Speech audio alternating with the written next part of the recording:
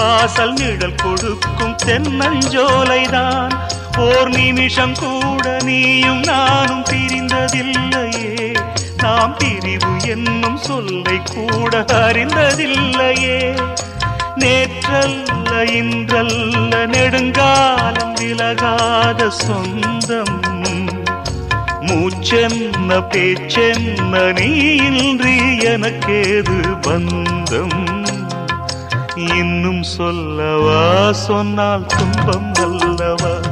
நான் இன்னும் சொல்லவா சொன்னால் துன்பம் அல்லவா. தென்றலுக்கு தாய் வீடு பொதிகை அல்லவா. அது திசை மாறி போவதுதான் புதுமை அல்லவா.